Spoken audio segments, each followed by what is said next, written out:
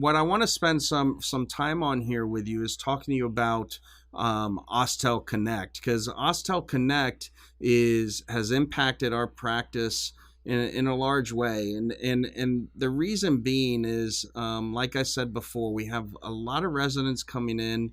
Multiple people are placing implants in this arena.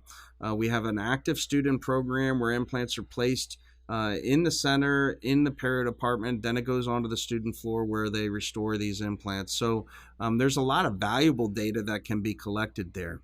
What OsstellConnect is, it's an implant portal where you can capture information related to your patient treatment.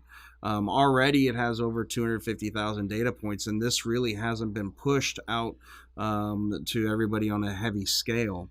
It's free to anyone that has an Osstell ISQ device. So this is a great opportunity to be able not only to record data, but then benefit from that data that goes in there. And what I mean by that is it allows you to track your implants and abutments. It allows you, which I'll show you in a minute, you can track the implant that is placed, even the lot information on that if there's ever a recall. In addition to that, you can track all the statistics that you highlight with it. So not only risk factors with your patients, but the statistics associated with that particular implant, the grafting that was done, the type of grafting that was done, and so forth.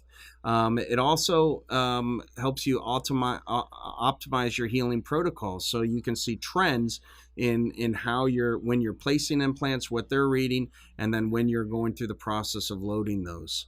One of the biggest things I'm excited about, and I want to let you know that we've had access to OsstellConnect, but it's just gone over a revamping in the last few months. So this is something that we've been actually exploring and using a lot lately, but I have not been able to use this tool right here, which is an export feature where you can export the information not only for your referrals but for your patients. And I'll explain a scenario where that would work well when we get to the end of this lecture.